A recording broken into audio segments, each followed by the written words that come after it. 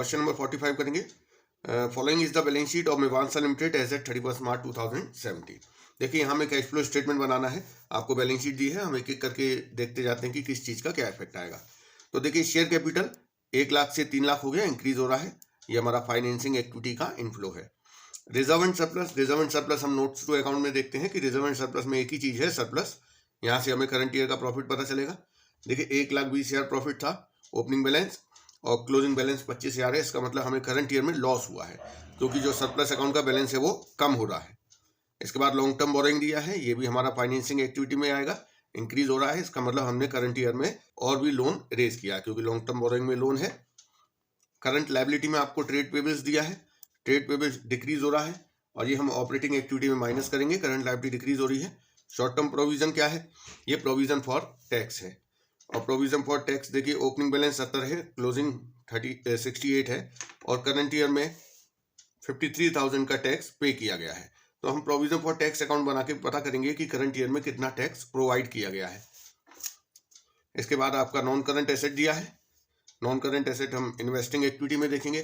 तो देखिए non current asset में एक तो मशीनरी है, इंक्रीज हो रहा है। इसका मतलब परचेज की है मशीनरी और एक्यूमुलेटेड डेप्रिसिएशन भी इंक्रीज हो रहा है क्योंकि करंट ईयर में डेप्रिसिएशन चार्ज किया गया है। क्योंकि यहाँ पर मशीन के सेल करने की कोई इन्फॉर्मेशन नहीं है तो हमें मशीन का और एक्यूमुलेटेड डेप्रिसिएशन का अकाउंट बनाने की जरूरत नहीं पड़ेगी। मशीन जितने से इंक्रीज हुई है उतनी हमने मशीन खरीदी है और एक्यूमुलेटेड डेप्रिसिएशन जितना इंक्रीज हुआ है उतना हमने करंट ईयर में डेप्रिसिएशन चार्ज किया है। इसके बाद आपको करंट एसेट दी है, इन्वेंट्री, ट्रेड रिसीवेबल, इन्हें हम ऑपरेटिंग एक्टिविटी में प्लस माइनस करते हैं। चेंज इन करंट एसेट को कैश एंड कैश इक्विवेलेंट दिया है। इसके बाद अदर करंट एसेट दिया है, इसको भी हम ऑपरेटिंग एक्टिविटी में कंसिडर करेंगे। तो शुरुआत करते हैं। देखिए सबसे पहले हमें कैश फ्लो स्टेटमेंट में लिखना होता है net profit before tax and extraordinary item और ये निकालने के लिए हमें एक नोट बनाना पड़ेगा। देखिए उस नोट में हम क्या क्या करते हैं। सबसे पहले profit as per surplus account लिख देते हैं और इसके लिए हम सरप्लस के क्लोजिंग बैलेंस में से ओपनिंग माइनस करते हैं। तो देखिए सरप्लस का क्लोजिंग बैलेंस 25,000 है और क्लोजिंग बैलेंस है 1,20,000। तो देखिए 25,000 माइनस 1,20,000 करेंगे तो आएगा माइनस का 95,000। इसका मतलब लॉस है 95,000 रुपये। अब हमें इसमें क्या क्या प्लस करना होता है? Dividend, interest, interim dividend, transfer to reserve, provision for tax, extraordinary items. तो देखिए इस क्वेश्चन में इसमें क्या क्या दिया हुआ है। इस क्वेश्चन में ना तो डिविडेंड दिया है, ना इंटरिम डिविडेंड दिया है, ना ट्रांसफर टू रिजर्व है, केवल एक चीज है प्रोविजन फॉर टैक्स। तो यहाँ पर आपको प्रोविजन फॉर टैक्स का ओपनिंग और क्लोजिंग बैलेंस दिया हुआ है। ओपनिंग बैलेंस 70,000 है और क्लोजिंग बैलेंस है 68,000 और एडिशनल इंफॉर्मेशन में कहा है कि इस साल 53,000 का टैक्स पे किया गया है, लेकिन कितना टैक्स प्रोवाइड किया है इसकी इंफॉर्मेशन नहीं दी है। तो हमें प्रोविजन फॉर टैक्स अकाउंट बनाना पड़ेगा। देखिए प्रोविजन फॉर टैक्स का ओपनिंग बैलेंस आपको दिया हुआ है 70,000 और क्लोजिंग बैलेंस दिया है 68,000। इसके अलावा ये बताया गया है कि इस साल 53,000 टैक्स पे किया गया है। तो ये तो हो गया टैक्स पेड। अब जो टैक्स प्रोवाइड होता है करंट ईयर में, जितने टैक्स के लिए प्रोविजन बनाया गया है वो प्रोविजन फॉर टैक्स के सीआर में होता है। अब वो नहीं बताया है तो वो हमारा बैलेंसिंग फिगर में आ जाएगा। तो बैलेंसिंग फिगर में आ रहा है 51,000। इसका मतलब करंट ईयर में 51,000 के लिए प्रोविजन बनाया गया है। तो इसमें देखिए केवल एक ही चीज है प्रोविजन फॉर टैक्स और कुछ भी नहीं दिया हुआ है। तो इसे हम ऐड कर देंगे।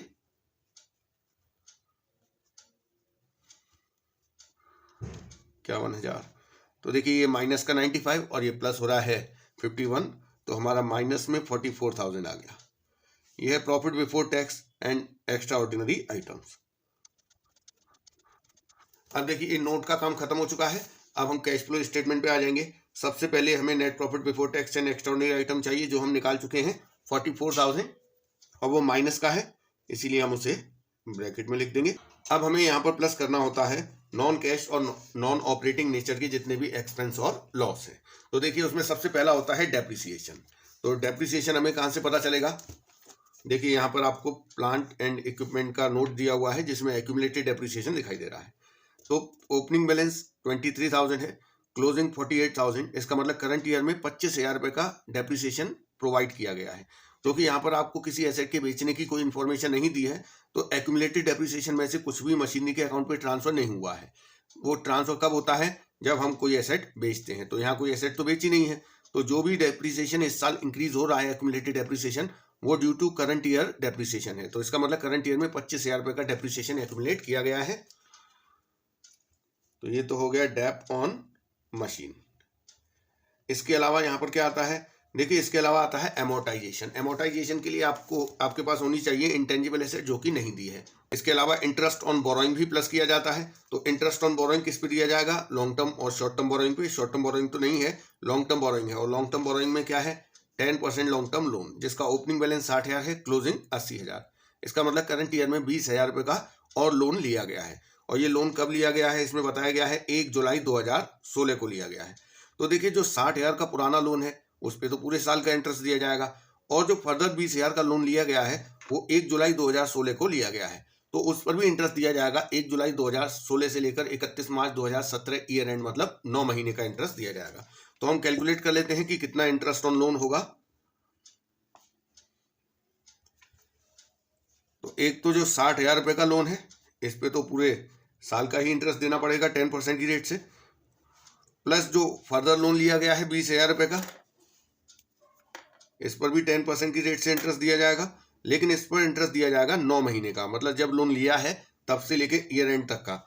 तो हम कैलकुलेट करेंगे तो ये तो हो जाएगा 6,000 रुपये, और प्लस एडिशनल लोन जो है उस पर इंटरेस्ट कैलकुलेट करेंगे तो आएगा 1,500। इस तरीके से टोटल इंटरेस्ट ऑन बोरोइंग हो गया 7,500 रुपये।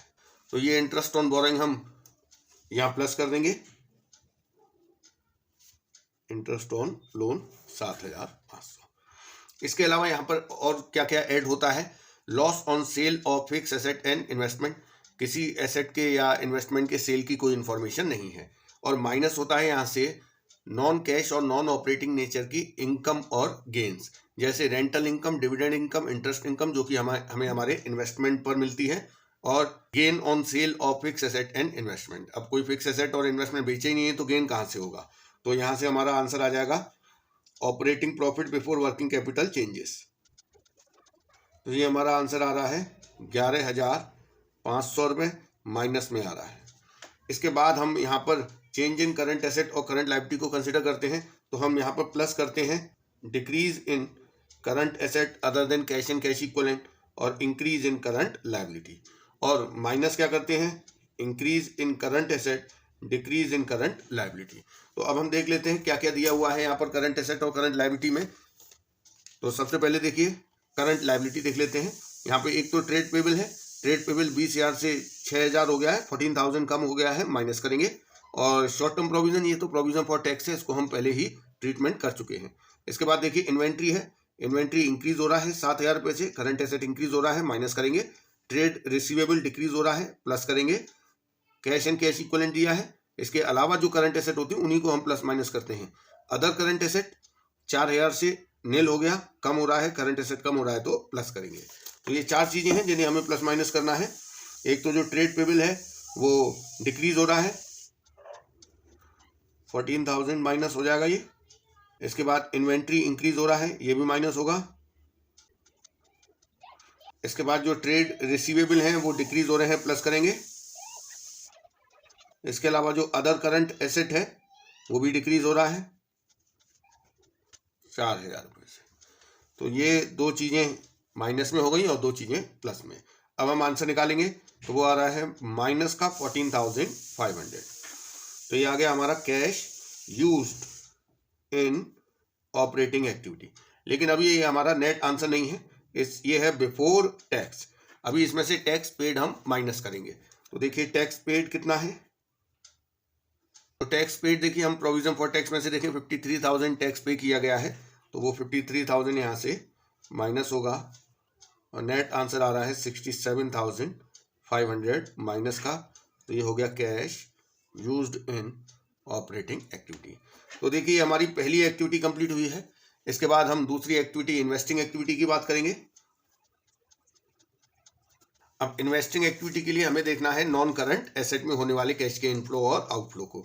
तो देखिए नॉन करंट एसेट में प्रॉपर्टी प्लांट इक्विपमेंट है और उसका नोट दिया हुआ है। मशीनरी है, उसमें बस एक ही एसेट है, और मशीनरी आप देख लीजिए 2,15,000 से इंक्रीज होके हो गई है 3,84,000, इसका मतलब 1,69,000 रुपीज से मशीनरी इंक्रीज हो रही है। तो इंक्रीज हो रही है इसका मतलब हमने मशीनरी परचेज की है।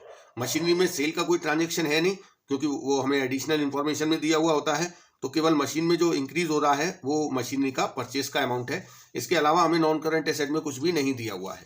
तो इन्वेस्टिंग एक्टिविटी में केवल एक ही चीज है, मशीनरी परचेस्ड। तो यहां से हमारा आंसर आ गया 1,69,000 माइनस का ये है cash used in investing activity. तो ये दो एक्टिविटी हो गई। इसके बाद हम एक फाइनेंसिंग एक्टिविटी और रहेगी, उसे कर लेते हैं। देखिए फाइनेंसिंग एक्टिविटी में केवल शेयर कैपिटल और बोरोइंग में जो कैश का इनफ्लो आउटफ्लो हुआ है उसे देखते हैं। तो आप देखिए एक तो शेयर कैपिटल इंक्रीज हो रहा है, इसका मतलब शेयर इशू किए हैं, तो 2 लाख रुपए के शेयर इशू किए हैं, ये इनफ्लो है। और जो बोरोइंग है आप देखिए 60,000 से 80,000 हो गया, इसका मतलब लोन और लिया गया है, तो ये 20,000 का इनफ्लो है। तो देखिए फाइनेंसिंग में एक तो शेयर इशू हुए हैं 2 लाख रुपए के, ये इनफ्लो है। और जो लोन है वो इंक्रीज हुआ है, इसका मतलब और भी लोन रेज किया गया है, तो 20,000 रुपये वो भी इनफ्लो है। इसके अलावा फाइनेंसिंग एक्टिविटी में देखिए इसके अलावा आता है डिविडेंड पेड और इंटरेस्ट ऑन बोरोइंग पेड। तो डिविडेंड की तो कोई इन्फॉर्मेशन नहीं है, लेकिन इंटरेस्ट ऑन बोरोइंग हमने कैलकुलेट किया था, 7,500 इंटरेस्ट ऑन बोरोइंग पे किया गया है, तो वो फाइनेंसिंग एक्टिविटी का आउटफ्लो है 7,500 रुपये, ये माइनस होगा और हमारा नेट आंसर आ रहा है 2,12,500 प्लस में आ रहा है। इसे हम लिखेंगे कैश फ्रॉम फाइनेंसिंग एक्टिविटी। तो देखिए ये तीनों एक्टिविटी हो गई। अब हमें नेट इंक्रीज और डिक्रीज निकालना है। इसके लिए हम ये जो 3 आंसर आए हैं इन तीनों को प्लस करेंगे, ए प्लस बी प्लस सी। तो देखिए ये 67,500 ये तो माइनस में है, और ये 1,69,000 ये भी माइनस में है, और ये जो है 2,12,500 ये प्लस में है। तो इन तीनों को हम करेंगे तो हमारा नेट आंसर आएगा माइनस का 24,000 रुपये। माइनस का 24,000 आया है, इसका मतलब कैश डिक्रीज हुआ है, net decrease in cash and cash equivalent. तो ये हमारा फाइनल आंसर है। अब आप देखिए इसे क्वेश्चन को देखकर इसको वेरीफाई कर सकते हैं कि ओपनिंग बैलेंस था कैश एंड कैश इक्वलेंट का 49,000 और क्लोजिंग बैलेंस है 25,000। तो यहाँ से भी आप देख रहे हैं 49,000 से 25,000 हो गया है, 24,000 से कैश एंड कैश इक्वलेंट कम हो रहा है, और यहाँ भी हमारा वही आंसर आया है।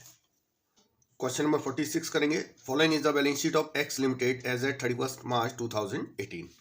देखिए यहाँ बैलेंस शीट दी है, शेयर कैपिटल दिया है, शेयर कैपिटल इंक्रीज हो रही है, शेयर कैपिटल में एक ही चीज है इक्विटी शेयर्स, तो इंक्रीज हो रहा है, इसका मतलब फाइनेंसिंग एक्टिविटी में हम इसे प्लस करेंगे क्योंकि शेयर इश्यू हो रहे हैं तो कैश का इनफ्लो होगा।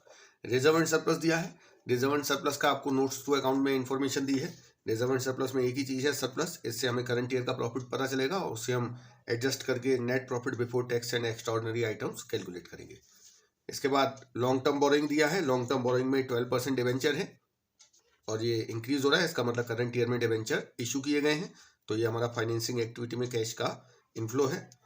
करंट लाइबिलिटीज देखिए शॉर्ट टर्म बोरोइंग में आपका बैंक ओवरड्राफ्ट है, तो ये जो बैंक ओवरड्राफ्ट है ये फाइनेंसिंग एक्टिविटी में हम कंसिडर करेंगे, डिक्रीज हो रहा है, इट मीन्स बैंक ओवरड्राफ्ट का पेमेंट किया गया है, तो ये फाइनेंसिंग एक्टिविटी में आएगा और ये आउटफ्लो है।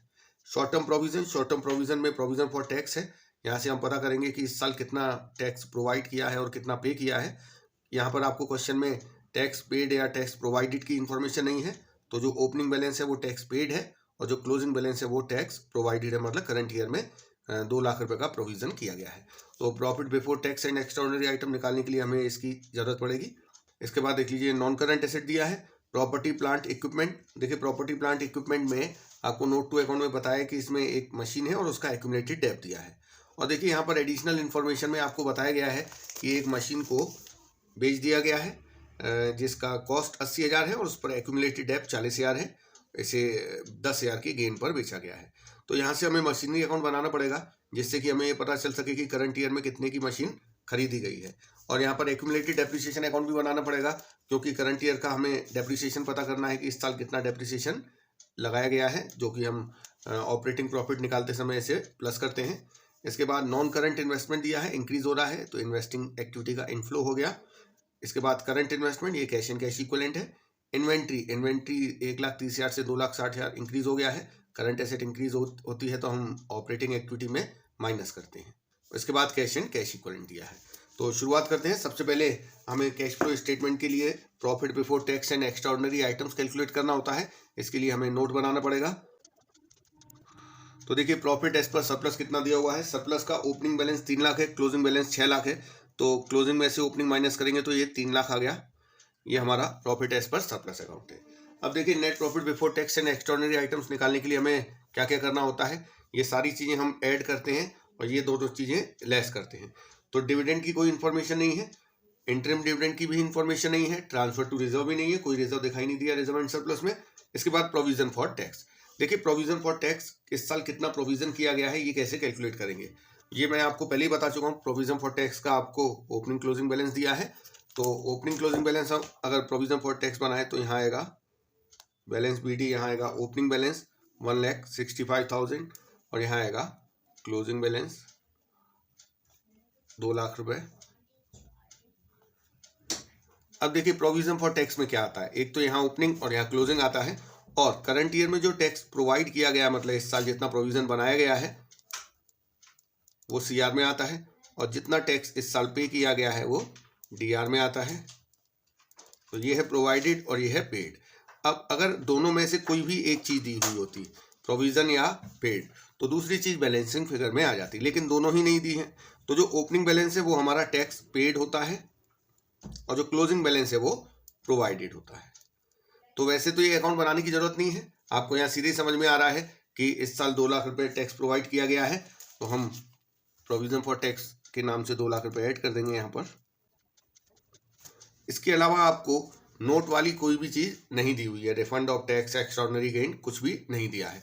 तो ये आ गया हमारा net profit before tax and extraordinary item 5 lakh रुपए। तो ये हमारा नोट का काम हो गया। अब हम कैश फ्लो स्टेटमेंट में सबसे ऊपर क्या लिखते हैं, profit before tax and extraordinary item. तो ये हम निकाल चुके हैं 5 लाख रुपए।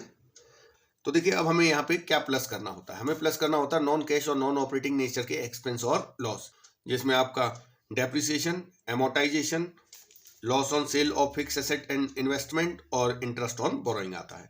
तो एक एक करके हम सारी चीज़ें देखेंगे। सबसे पहले डेप्रिसिएशन। अब देखिए डेप्रिसिएशन हमें कैसे पता चलेगा, यहाँ पर हमें एक्यूमुलेटेड डेप्रिसिएशन का ओपनिंग क्लोजिंग बैलेंस दिया है, लेकिन यहाँ पर मशीनरी में एक ट्रांजेक्शन हुआ है, एक मशीन बेची गई है जिसकी कॉस्ट 80,000 है, उस पर डेप्रिसिएशन एक्यूमुलेट हुआ है 40,000, इसे 10,000 की गेन पे बेचा गया है। तो यहाँ पर हमें मशीनरी अकाउंट और प्रोविजन फॉर डेप्रिसिएशन या एक्यूमुलेटेड डेप्रिसिएशन अकाउंट बनाना पड़ेगा। देखिए मशीनरी अकाउंट का ओपनिंग बैलेंस लिखेंगे। यहाँ पर मशीनरी का ओपनिंग बैलेंस है 20 लाख रुपए और क्लोजिंग बैलेंस है 26 लाख रुपए। इधर हम एक्यूमुलेटेड डेप्रिसिएशन का ओपनिंग बैलेंस लिखेंगे। इसका ओपनिंग बैलेंस है 1 लाख रुपए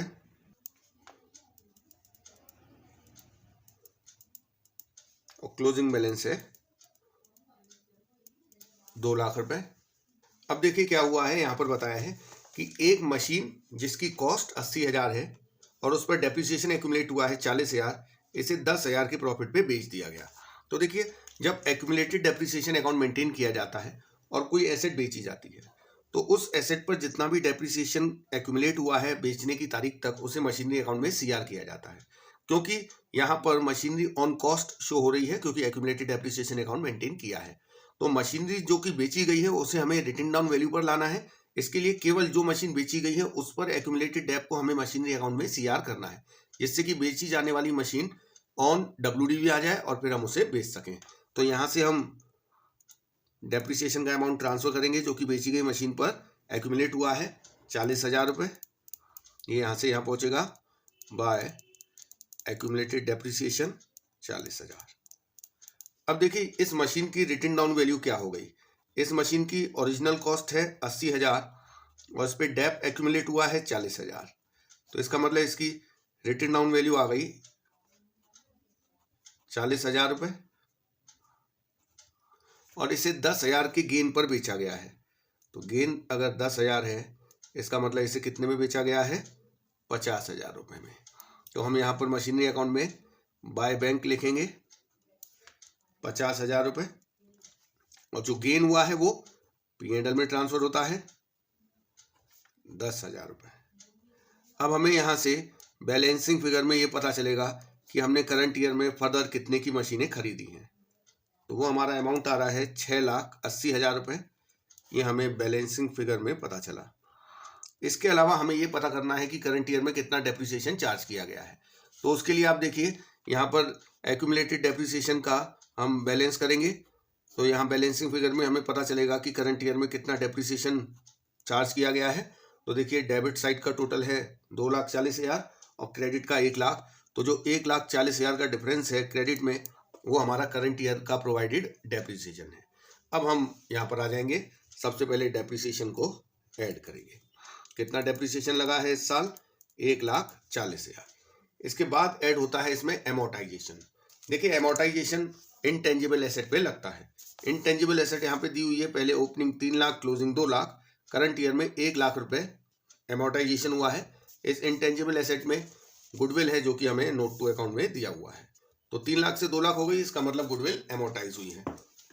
तो ये हम गुडविल एमोर्टाइज के नाम से प्लस करेंगे क्योंकि ये भी एक नॉन कैश एक्सपेंस है जो कि P&L में डेबिटेड है।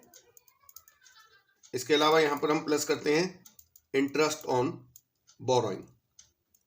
बोरोइंग आपकी शॉर्ट टर्म भी हो सकती है, लॉन्ग टर्म, दोनों बोरोइंग पर जो इंटरेस्ट होगा वो हम यहाँ पर ऐड करेंगे क्योंकि वो P&L में डेबिटेड है। तो यहाँ पर देखिए लॉन्ग टर्म बोरोइंग में 4 लाख से 5 लाख हो गई। लॉन्ग टर्म बोरोइंग में क्या है? डिवेंचर है, जो कि पहले 4 लाख थे, अब 5 लाख हो गए। इसका मतलब करंट ईयर में 1 लाख रुपए के डिवेंचर इशू किए हैं। तो अब हमें ये देखना है कि ये डिवेंचर कब इशू किए गए। तो ये देखिए बताया है कि 1 अप्रैल 2017, मतलब इस ईयर की पहली तारीख को ही इशू हो गए हैं। तो इन पर भी पूरे ईयर का इंटरेस्ट देना पड़ेगा। तो इसका मतलब जो 4 लाख ओपनिंग बैलेंस है उस पर भी देना है और जो 1 लाख के फर्दर डिवेंचर इशू किए हैं उस पर भी पूरे 5 लाख रुपए पे 12% की रेट से इंटरेस्ट ऑन डिवेंचर देना पड़ेगा। और जो शॉर्ट टर्म बोरोइंग है, बैंक ओवरड्राफ्ट, उसमें इंटरेस्ट का रेट नहीं दिया है तो उसे हम कैलकुलेट नहीं करेंगे। केवल डिवेंचर पे 5 लाख का 12% 60,000 रुपये इंटरेस्ट दिया जाएगा। 5 लाख रुपए पर 12% की रेट से 60,000। इसके अलावा यहाँ पे क्या ऐड होता है? Loss on sale of fix asset and investment. तो यहाँ पर इन्वेस्टमेंट बेचने की कोई इन्फॉर्मेशन नहीं है और जो फिक्स एसेट बेची गई है उसको बेचने पर गेन हुआ है, लॉस नहीं हुआ है। तो ये प्लस की चीज़ें हो गई। इसके बाद माइनस, आपको मैं बताऊँ क्या क्या माइनस होता है।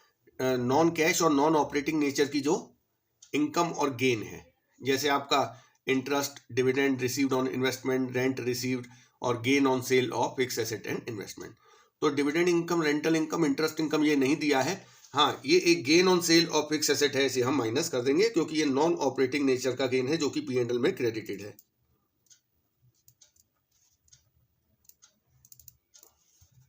ये 10,000 का गेन हुआ है, ये माइनस हो जाएगा। अब हमारा आंसर आएगा operating profit before working capital changes. तो ये आ रहा है 7,90,000। इसके बाद हमें करंट एसेट और करंट लायबिलिटी में होने वाले चेंजेस को प्लस माइनस करना है। तो देखिए यहाँ पर क्या क्या करंट एसेट और करंट लायबिलिटीज में चेंजेस आ रहे हैं। सबसे पहले आपको करंट लायबिलिटीज देख लेते हैं हम यहाँ पर। देखिए short term borrowing, short term borrowing में क्या है? बैंक ओवरड्राफ्ट, इसे हम फाइनेंसिंग में कंसिडर करेंगे। इसके अलावा शॉर्ट टर्म प्रोविजन, ये प्रोविजन फॉर टैक्स है, इसे तो हम ऑलरेडी कर चुके हैं। इसके बाद करंट एसेट की बात करते हैं। करंट इन्वेस्टमेंट तो कैश एंड कैश इक्विवेलेंट है और कैश एंड कैश इक्विवेलेंट दिया है। इसके अलावा इन्वेंट्रीज दिया हुआ है। इन्वेंट्रीज इंक्रीज हो रहा है, करंट एसेट इंक्रीज होती है तो माइनस करते हैं। तो केवल ये हम माइनस कर देंगे, इंक्रीज इन इन्वेंट्री। 1,30,000 से इन्वेंट्री इंक्रीज हुआ है। तो ये आ गया हमारा कैश फ्रॉम ऑपरेटिंग एक्टिविटी। लेकिन अभी टैक्स और है तो ये बिफोर टैक्स लिखेंगे हम 6,60,000 रुपये। अब हम माइनस करेंगे टैक्स पेड। तो अब देखिए टैक्स कितना पे किया गया है। ये हमने प्रोविजन फॉर टैक्स अकाउंट बनाया है। यहाँ पर देखिए जो ओपनिंग बैलेंस है वही टैक्स पेड है, 1,65,000। इसे माइनस करने के बाद हमारा 4,95,000 आ रहा है। यही हमारा ऑपरेटिंग एक्टिविटी का आंसर है, कैश फ्रॉम ऑपरेटिंग एक्टिविटी, क्योंकि प्लस में आया है। ये हमारी एक एक्टिविटी कंप्लीट हो गई। अब हम बात करेंगे इन्वेस्टिंग एक्टिविटी की। देखिए इन्वेस्टिंग एक्टिविटी में आपका नॉन करंट एसेट में जो कैश का इनफ्लो और आउटफ्लो हुआ है उसे हम देखते हैं। तो देखिए नॉन करंट एसेट में एक तो प्रॉपर्टी प्लांट इक्विपमेंट है और एक है इंटेंजिबल एसेट। तो प्रॉपर्टी प्लांट इक्विपमेंट, इसका आपको नोट टू अकाउंट दिया है। इसमें आप देख रहे हैं मशीनरी है, केवल एक ही एसेट है। और मशीनरी का हमने अकाउंट बनाया, वहाँ से हम देख लेंगे कि कितने की खरीदी है, कितने की बेची है। और इनटेंजिबल एसेट में गुडविल है, गुडविल कम हो रही है तो इसे तो अमोर्टाइज किया है, इसमें और कोई ट्रांजेक्शन नहीं हुआ है। तो केवल मशीन में जो कैश का इनफ्लो और आउटफ्लो हुआ है उसे हम पहले देख लेते हैं कि मशीन हमने खरीदी भी है और बेची भी है। तो यहाँ देखिए 50,000 की मशीन हमने बेची है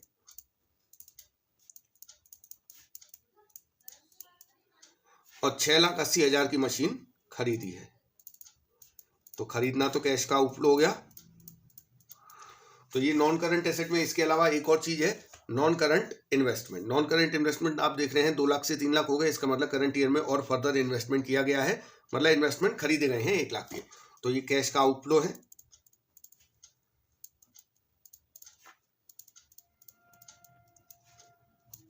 इसके अलावा इस एक्टिविटी में आपका interest income, dividend income, rental income आता है, जो कि क्वेश्चन में नहीं दिया है।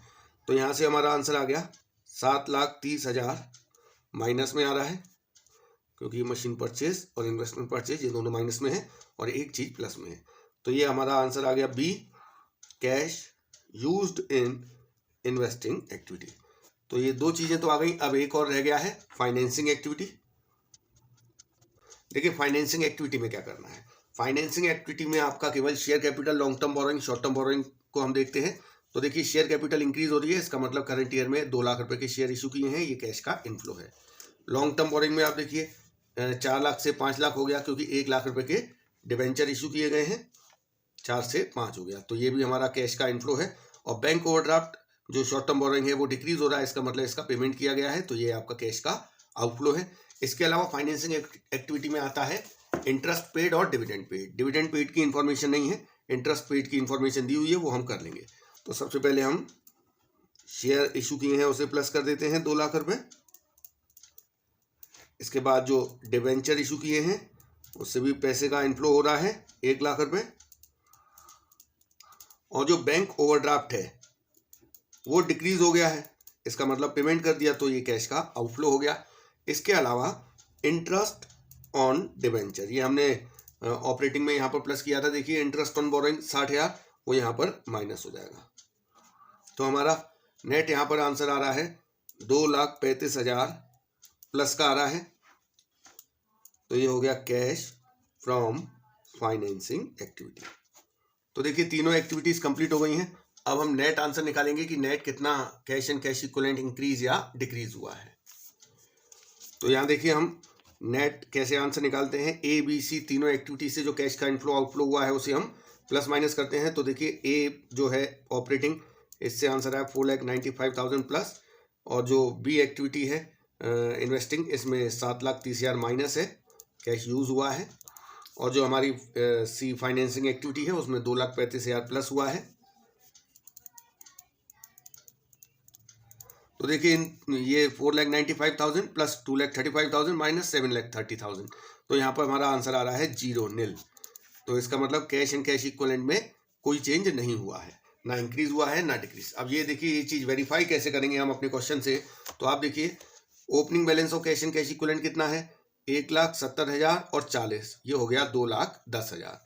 और क्लोजिंग देखिए करंट इन्वेस्टमेंट और कैश एंड कैश इक्विवेलेंट दोनों को जोड़ देते हैं, 1,40,000 और 70,000, 2,10,000।